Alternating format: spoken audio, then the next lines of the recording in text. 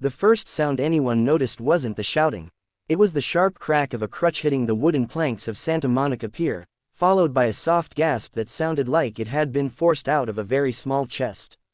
People turned too late. The girl was already on the ground, one knee twisted under her, palms scraped raw, her breath coming in short, frightened bursts. A boy's voice cut through the ocean air, loud and cruel. "Move, Cripple," and then laughter followed, careless and loud, echoing like it belonged to someone who had never known fear. Her name was Emily Carter.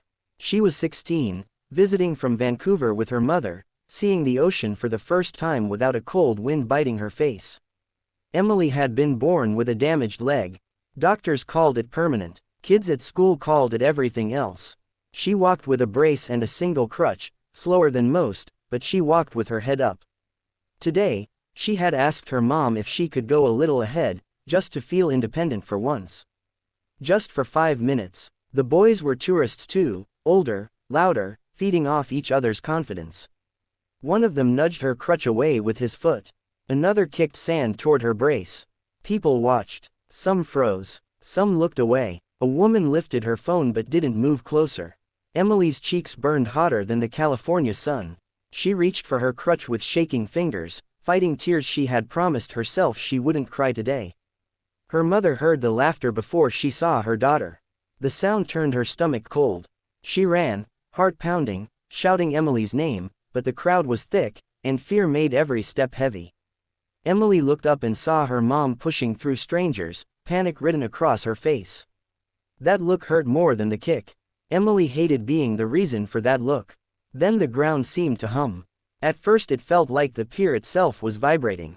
A low rumble rolled in, steady and growing, different from the waves.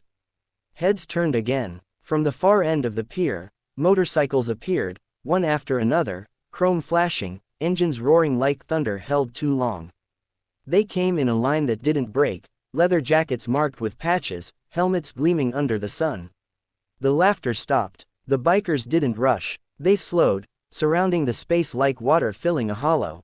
Engines cut one by one until the sudden silence felt heavier than the noise before it. One man removed his helmet. His hair was gray, his face lined, eyes sharp but calm. He looked at Emily on the ground, then at the boys who now stood stiff and pale. "What's going on here?" he asked, his voice low, steady, not loud at all. No one answered. The boys avoided his eyes. A woman from the crowd finally spoke, her voice trembling. "They knocked her down. She can't walk properly." The man nodded once. He turned back to Emily and crouched, careful, respectful, as if approaching something precious. "Hey there," he said softly. "You hurt?" Emily swallowed. "I think. Just scared," she whispered. "That's okay," he said. "We've got you." Another biker, a woman with kind eyes and a scar across her cheek, handed Emily her crutch, brushing sand off the handle. Someone else called for space, and people listened this time. Emily's mom reached her, dropping to her knees, pulling her daughter into her arms, crying without shame.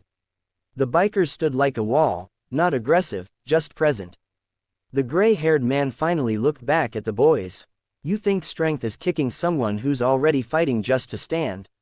he asked quietly. "You think that makes you big?" One boy tried to laugh but failed. Another muttered an apology, barely audible. "Here's the thing," the man continued. "Every single one of us is one bad day away from needing help. One accident, one illness, one moment. Remember that." The boys left quickly, heads down, swallowed by the crowd they had once dominated. A paramedic arrived, but Emily refused the stretcher. She wanted to stand. With her mom on one side and the biker woman on the other, she rose slowly. Her legs shook, but she stood. The crowd, finally understanding what mattered, applauded softly.